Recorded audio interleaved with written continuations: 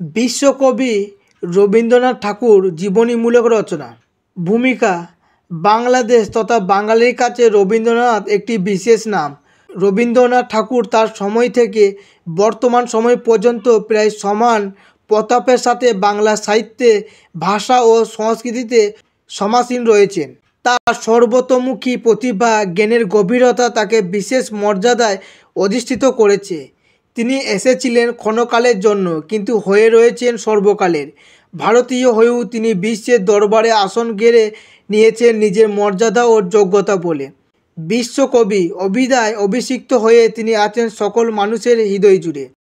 জন্ম: রবীন্দ্রনাথ ঠাকুরের জন্ম কলকাতার জোড়াসাঁকোর সম্ভ্রান্ত ঠাকুর পরিবারে 7ই মে 1861 এবং বাংলার 25শে বৈশাখ 1268 সালে। তার পিতার নাম মহর্ষি দেবেন্দ্রনাথ ঠাকুর ও মাতা সারদা দেবী। পিতামাতার 15 সন্তানের মধ্যে তিনি চতুর্দশতম এবং অষ্টম পুত্র। শৈশব, কৈশোর ও শিক্ষা জীবন: শিশু রবীন্দ্রনাথ বেড়ে উঠেছেন নিতান্তই সহজ সরল ও সাদাসিধেভাবে। একটু বড় হলেই প্রথমে ভর্তি হলেন কলকাতার ওরিয়েন্টাল সেমিনারিতে। কিছুদিন পর চলে গেলেন নর্মাল স্কুলে, তারপর বেঙ্গল একাডেমি, সেন্ট জেভিয়ার্স স্কুলে, কিন্তু কোথাও তার মন বসেনি। ঠাকুরবাড়ির রুটিন বাঁধা জীবনে তিনি হাঁপিয়ে উঠেছিলেন। অভিভাবকদের নিরলস প্রচেষ্টা সত্ত্বেও তিনি স্কুলের গণ্ডি পার হতে পারেননি। স্থির করলেন মেজ ভাই সত্যেন্দ্রনাথ ঠাকুরের সাথে বিলেতে গিয়ে ব্যারিস্টার হবেন। লন্ডনে গিয়ে প্রথমে পাবলিক স্কুলে ভর্তি হন এবং পরে বিশ্ববিদ্যালয়েও ভর্তি হন, কিন্তু পড়াশোনায় মন না থাকায় তার বেশিরভাগ সময় কাটে সাহিত্য চর্চায়। 1.5 বছর পর 19 বছর বয়সে পিতার নির্দেশে শিক্ষা অসম্পূর্ণ রেখে দেশে ফিরে আসেন। এখানেই তার প্রাতিষ্ঠানিক শিক্ষা জীবনের ইতি ঘটে। সাহিত্যকর্ম, সাহিত্য ভাবনা: তার লেখালেখির হাতেখড়ি হয় 8 বছর বয়সে। 13 বছর বয়সে অমৃতবাজার নামে দ্বিভাষিক পত্রিকায় 1874 হিন্দু মেলার উপহার নামে কবিতাটি প্রকাশিত হয়। বাংলা সাহিত্যের এমন কোনো ক্ষেত্র নেই যেখানে তার স্বচ্ছন্দ পদচারণা নেই। কবিতা, গান, নাটক, উপন্যাস, প্রবন্ধ, ছোট গল্প প্রভৃতি অবিরাম তিনি লিখে গেছেন। কিন্তু মূলত তিনি কবি, এবং কবি হিসেবেই তার খ্যাতি সমধিক। কবির মন নতুন সৃষ্টির উন্মাদনায় ব্যাকুল।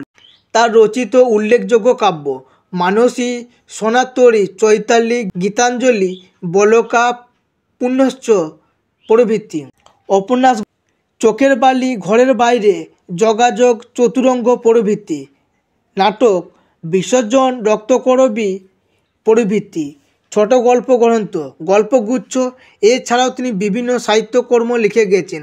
প্রাকৃতিক সৌন্দর্যকে অনুভব করা তথা জীবন ও জগৎকে উপলব্ধি করার জন্য যে দূরত্ব অতিক্রম করা প্রয়োজন, তার প্রিয়জনের মৃত্যু এই দূর অতিক্রম করতে সহায়ক ভূমিকা পালন করেছে। যার বহিঃপ্রকাশ করি ও কমল এ পাওয়া যায়। মরিতে চাই না আমি, সুন্দর ভুবনে মানবের মাঝে আমি বাঁচিবারে চাই। করি ও কমলে এ কবি আত্মপ্রতিষ্ঠায় প্রতিষ্ঠিত হতে পারেনি, কিন্তু মানসীতে পেরেছেন। তাই কবি বলেছেন, মানসীতে যাকে খাড়া করেছি, যে মানসেই আছে, সে আর্টিস্টের হাতে রচিত ঈশ্বরের প্রথম অসম্পূর্ণ প্রতিমা। বর্তমান বাংলাদেশের পূর্ববঙ্গ ও উত্তরবঙ্গে তাদের বিস্তৃত জমিদারি ছিল। এই জমিদারির ভার নিয়ে রবীন্দ্রনাথ বাংলাদেশে এসেছিলেন এবং বাংলার গ্রামগঞ্জ, নদীপথ ঘুরে তিনি যে রোমাঞ্চকর অভিজ্ঞতা লাভ করেছিলেন তা তার রচিত পরবর্তী সাহিত্যকে ব্যাপকভাবে প্রভাবিত করে, যার প্রমাণ ভানু সিংহের পত্রাবলীতে পাওয়া যায়। আমি জীবনের কতকাল যে এই নদীর বাণী থেকেই বাণী পেয়েছি মনে হয়, সেই জন্য আমি আমার আগামী জন্মেও ভুলব না। রবীন্দ্রনাথ প্রসঙ্গে কথা বলতে গেলে গানের প্রসঙ্গ আসবেই। তার কবিতা আসলে গানেরই অনুজ্জ সহোদররা। বিভিন্ন সময়ে লেখা বিভিন্ন কবিতার সম্বন্ধে তার কাব্যগ্রন্থ প্রকাশিত হয়েছে। এছাড়াও তিনি যুক্ত ছিলেন বিভিন্ন পত্রিকা সম্পাদনায়, যেমন হিতবাদী, সাধনা, বিচিত্রা প্রভৃতি। প্রতিষ্ঠাকাল থেকেই তিনি বঙ্গীয় সাহিত্য পরিষদের সাথেও যুক্ত ছিলেন। বলা চলে তিনি বাংলা ভাষায় প্রথম সার্থক ছোট গল্প লিখেছেন। তার গদ্যে তিনি প্রাচ্য ও পাশ্চাত্যের সম্বন্ধ ঘটিয়েছেন। তিনি কেবল বিশ্বমানের ছোট গল্প লিখেছেন তাই নয়, বিশ্বকে ছোট গল্পের নতুন পথও দেখিয়েছেন। তাই এখানে উদ্ধৃতিযোগ্য নাহি বর্ণনার ছটা, ঘটনার ঘন ঘটা নাহি, তত্ত্ব নাহি অপদেশ অন্তরে, অতৃপ্তি রবে সাঙ্গ করি মনে হবশেষ, হয়েও হইল না শেষ। শুধু এ কবিতার গানই নয়, পাশাপাশি লিখেছেন একের পর এক কাব্যনাটক, হাস্যরত্মক রচনা। এগুলোর পাশাপাশি প্রকাশিত হতে থাকে তার উপন্যাস। রবীন্দ্রনাথ বিশ্বমানের একজন চিত্রশিল্পীও ছিলেন। জীবনের শেষ পর্যায়ে তিনি 2000-এর বেশি ছবি এঁকেছেন। বিবাহ ও দাম্পত্য জীবন। রবীন্দ্রনাথের বিবাহ হয় 1883 সালের 9ই ডিসেম্বর। বিয়ের আগে তার স্ত্রীর নাম ছিল ভবতারিণী। পরে শ্বশুরবাড়িতে তার নাম বদলে রাখা হয় মৃণালিনী দেবী। তিনি শিলাইদহে সপরিবারে বহুদিন ছিলেন। পরবর্তীতে কলকাতায় আসার পথে স্ত্রী মৃণালিনী দেবী অসুস্থ হয়ে পড়েন এবং অল্প দিনের মধ্যেই মারা যান। রবীন্দ্রনাথের 3 কন্যা ও 2 পুত্র ছিল। রাজনীতি ও সমাজ কল্যাণ। 19 শতকের শেষ এবং 20 শতকের গোড়ার দিকে রবীন্দ্রনাথ সক্রিয়ভাবে রাজনীতি ও সমাজ কল্যাণমূলক কাজে জড়িত ছিলেন। 1905 সালে বঙ্গভঙ্গের কারণে তিনি বিভিন্ন স্থানে বক্তৃতা, সভা সমাবেশে যোগদান করেন। এই সময়ে তার রচিত গান বর্তমানে বাংলাদেশের জাতীয় সঙ্গীত হিসেবে বিবেচিত। আমার সোনার বাংলা আমি তোমায় ভালোবাসি, চিরদিন তোমার আকাশ তোমার বাতাস আমার প্রাণে বাজায় বাঁশি। এছাড়াও তিনি শিলাইদহে অবস্থানকালে কৃষক ও শ্রমজীবীদের জন্য কাজ করেছেন। 1917 সালে ভারতে ব্রিটিশ দমননীতির বিরুদ্ধে তিনি প্রতিবাদ করেন।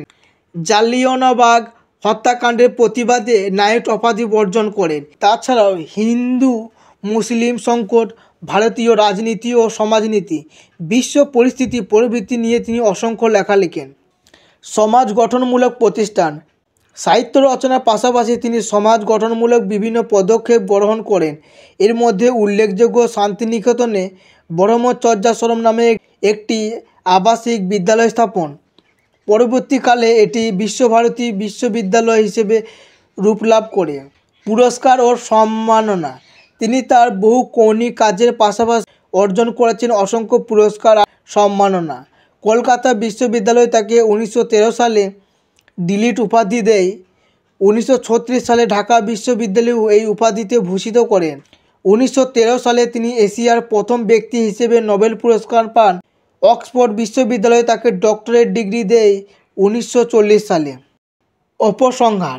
রবীন্দ্রনাথ তার দীর্ঘ 80 বছরের জীবনে যেমন সাহিত্য রচনা করেছেন, তেমনি মর্যাদা এবং সাফল্যও পেয়েছেন। রবীন্দ্রনাথ ঠাকুর সত্যিকার অর্থেই প্রতিভাবান। তিনি তার জীবনের শেষ সময়ে এসেও কবিতা লেখা ছাড়েননি। রবীন্দ্রনাথ ঠাকুর 1941 সালের 7ই আগস্ট বাংলার 1348 সালের 22শে শ্রাবণ মারা যান। রবীন্দ্রনাথের মতো মহাপ্রতিভা সমগ্র বিশ্বেরই বিরল।